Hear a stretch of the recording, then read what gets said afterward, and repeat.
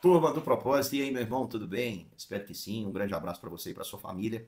Estamos juntos todos os dias, nós meditamos em um capítulo da Bíblia, lemos um capítulo e meditamos esse capítulo. Hoje serão dois. Ontem eu não consegui gravar, estava bem cansado, então deixei para gravar hoje. Salmo 107 e também Salmo 108.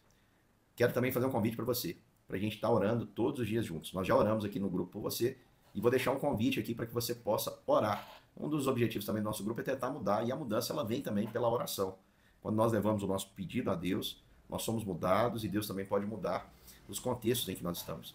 E nesses 25 dias, até terça-feira, né, até a madrugada de quarta-feira, perdão, nós estivemos em um propósito. Nós oramos 25 dias. Eu orei e jejuei, e muitos irmãos se juntaram a mim em oração. Mas eu estive orando e jejuando nesses 25 dias. Minha esposa também esteve comigo. Nós oramos por diversos motivos: saúde da minha filha, saúde de muita gente, e pedimos também a Deus pela nossa nação. E terminamos, né? E ficou aquela sensação assim de quero mais, um desejo enorme de estarmos buscando o Senhor nesse horário, porque estava sendo assim maravilhoso. E Deus colocou no meu coração o propósito de orar pela nossa nação. Eu vou estar orando 30 dias por esse objetivo. Então eu vou estar aqui nos próximos 30 dias, às 3 horas da manhã. Se você quiser se juntar a mim, nós vamos orar juntos, levantar um clamor pela nossa nação. Convide mais pessoas para estarem conosco. Vamos levantar um grande clamor ao Senhor pela nossa nação. Nós vamos estar orando durante 30 dias até 7 de setembro, a data aí alusiva à independência do Brasil.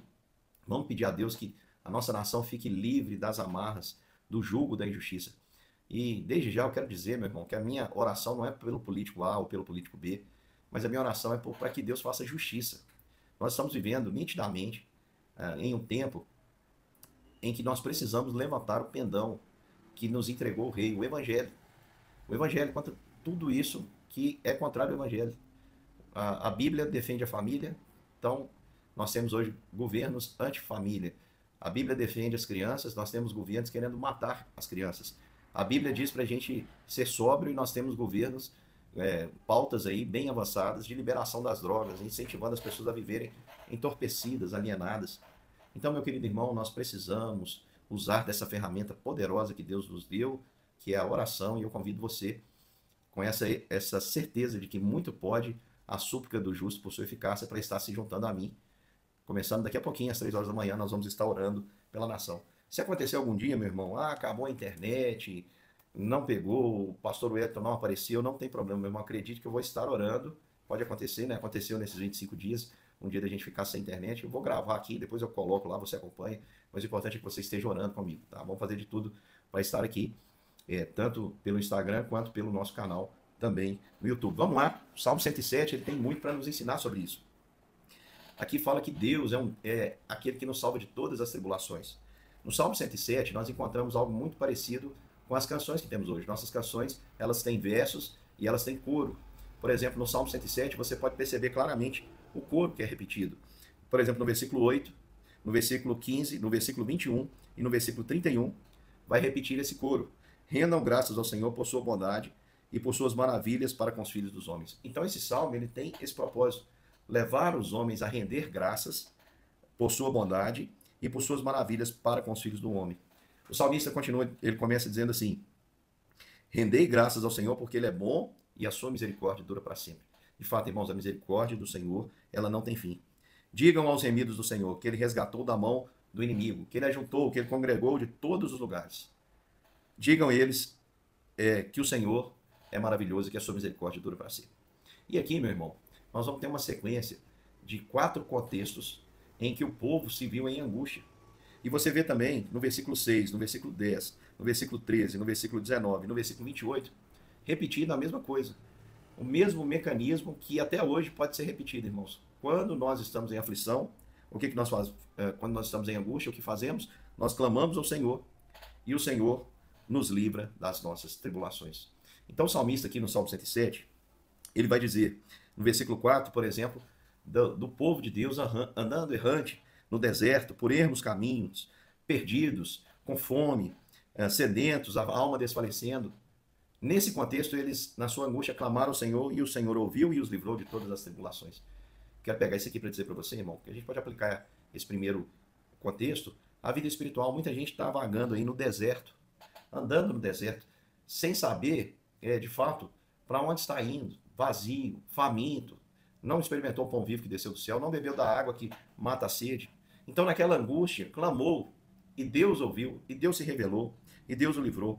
E aqui diz o versículo 7 que Deus conduziu pelo caminho direito para que fosse a cidade em que habitasse. Ou seja, eles estavam sozinhos, vivendo isolados, desertos, famintos, e Deus, de repente, mostra para eles o caminho direito e mostra um local de habitação seguro, que é o próprio Deus. Isso é maravilhoso, irmãos. E continuando, o salmista vai dizer que o Senhor, rendam graças ao Senhor pelas suas maravilhas para com os filhos dos homens, porque ele matou a sede da alma seca e fartou aquela que estava faminta, aquela que estava no deserto. E não só isso, meu irmão.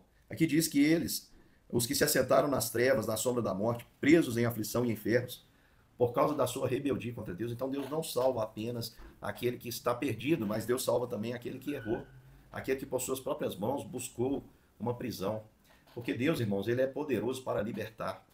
Mas como é triste o homem que vive procurando as correntes quebradas para colocar sobre si.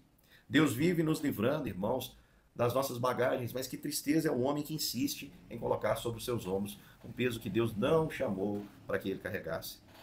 É aquela famoso voltar, o vômito. É como se lavasse da lama e voltasse para aquela lama. Eles se rebelaram contra Deus por haverem desprezado o conselho do Altíssimo, de modo que esse caminho de pecado fez o quê? Trouxe benefício? Não, o apóstolo Paulo ele é claro em dizer que quando nós andávamos em trevas, quais eram os frutos que nós colhíamos disso? Só tristeza. Irmãos, o pecado só gera dor. Pode gerar prazer instantâneo, mas o fim dele é dor e é morte. De modo que ele abateu com os trabalhos do coração e caiu e não houve quem o socorresse. Então, esses que voltaram aos seus grilhões clamaram ao Senhor e ele os livrou das suas tribulações, tirou das trevas, da sombra da morte e despedaçou as cadeias. O Senhor é um Deus que salva o perdido no deserto e o acorrentado também nos grilhões do pecado. Rendam graças ao Senhor por sua bondade para com os filhos dos homens, porque ele é esse Deus poderoso que arromba as portas de bronze das cadeias e quebra as trancas de ferro e proclama liberdade aos cativos. E ele ainda salva também o estulto por causa do seu caminho de transgressão e por causa das suas iniquidades. Aqueles que ainda não perceberam o seu estado estão vivendo dissolutamente no pecado. A alma deles aborrece o Senhor. Estão à porta da morte eterna. Como não lembrar, irmãos, quando falamos disso aqui, de um homem como Manassés, que Deus escolheu ter misericórdia. Te indigna, me indigna, mas é Deus que tem graça e misericórdia. A sua misericórdia dura para sempre. Diz o texto que Deus, que ele deve ser louvado, porque ele enviou-lhes a palavra e o sarou. Aquele indivíduo duro, coração de pedra, você conhece gente assim? Gente que você achava que nunca ia ter experiência com Deus, de repente Deus manda a palavra e quebra aquele coração de pedra e sara. Rendam graças ao Senhor por sua bondade, por suas maravilhas entre os filhos dos homens. Ofereçam sacrifícios de ações de graça e proclamem com júbilo as suas obras. E Deus também salva aqueles, aqui é um contexto interessante, né? Os que tomando navios descem mares e os que fazem tráfico com a intensidade das águas. Deus está falando aqui que ele é misericordioso para com aqueles que estão tão envolvidos com o ganho material, com as coisas deste mundo, que muitas vezes nem se lembram de que existe um Senhor, que as coisas são só coisas. E se não fosse o Senhor, irmãos, tendo misericórdia dessas pessoas, se não fosse o Senhor muitas vezes quebrando, colocando essas pessoas em meio a tempestades, elas jamais seriam salvos, jamais chegariam de fato ao porto que é definitivamente seguro. Diz o texto que esses veem as obras do Senhor, as suas maravilhas, veem o mar, estão cercados pelo mar. Imagina o que era o marinheiro naquela época, o mercador, que via o mar, via as belezas, o sol nascer, os peixes, tanta criatividade do Criador. No entanto, apesar de estar cercado de tudo isso, não conseguiam perceber. Mas aí Deus, no meio dessa jornada, ele faz levantar ventos impetuosos que elevam a onda do mar, sobem e descem até o abismo. Imagina aquele mar em fúria. E no meio dessa angústia, eles começam a desfalecer e lembrar que existe um Criador. Olha, não é tão tranquilo assim não. Não é só de mercadorias que a gente precisa, não é só de pão que vive o homem. Então na angústia eles clamam ao Senhor. E o Senhor ouve e livra das tribulações. E faz cessar a tormenta, e as ondas se acalmam, e alegram o coração com a bonança. E assim o Senhor leva ao desejado porto. Meu querido irmão, essa esse mecanismo continua a ser o mesmo. Às vezes Deus permite que a gente entre em angústia, como nós estamos vivendo na nossa nação, para que a gente clame ao Senhor e para que a gente experimente o livramento do Senhor. Eu tenho certeza, irmãos, do meu coração, que Deus vai ouvir nossas orações nesses próximos 30 dias, como tem ouvido até aqui. Eu tenho uma experiência maravilhosa de oração e eu posso dar esse testemunho, irmãos, que nada que eu tenha colocado diante de Deus ficou sem resposta. Ao longo da nossa jornada, eu vou contar algumas experiências que eu já tive, mas nós precisamos render graças ao Senhor por sua bondade, por suas maravilhas para com os filhos do homem. Nós precisamos exaltar o Senhor com todo o povo. Aqui diz, ó, exaltem o Senhor na Assembleia do Povo e glorifiquem o Conselho dos Anciãos. E não se esqueçam que o Senhor faz tanto isso quanto aquilo. Assim como o Senhor ouve e nos livra das tribulações, se nós ignorarmos, o Senhor nos coloca em tribulações para o nosso próprio bem. Porque Ele é o que converte rios em desertos. Ele é o que converte mananciais em terra seca. Ele é que faz a terra frutífera em deserto salgado, por causa da maldade dos seus habitantes. Então, meu irmão, nós não podemos brincar com o Senhor. Do Senhor não se zomba, mas Ele também é aquele que converte o deserto em lençóis de água, a terra seca em mananciais. Coloca ali os famintos e transforma os perdidos em gente que achou uma cidade para se abrigar e transforma aquilo em cidade, que semeiam campos, plantam vinhas, se tornam prósperos agricultores. O Senhor abençoa e multiplica o gado. Mas, se nós pecarmos contra o Senhor, pode ter certeza, irmãos, o Senhor novamente nos colocará em tribulação. Versículo 39 diz, mas tornaram a reduzir-se, foram humilhados pela opressão, pela adversidade, pelo sofrimento. Lança ele o desprezo sobre os príncipes e os faz andar errantes, onde não há caminho. Mas levanta da opressão o necessitado para um alto retiro e lhe prospera a família como rebanhos. Então, não fique preocupado, meu irmão. O Senhor é aquele que é poderoso para derrubar quem se acha poderoso, quem se acha grande. E é poderoso para exaltar quem está perdido, quem não tem ninguém por ele. Os retos veem isso e se alegram, mas os ímpios por toda parte fecham a boca. Que Deus feche a boca dos ímpios. Quem é sábio, atente para essas coisas e considere a misericórdia do Senhor. Vamos juntos, meu irmão, na nossa angústia que estamos vivendo, clamar ao Senhor para que Ele nos ouça e nos livre de todas as nossas tribulações. Vamos juntos.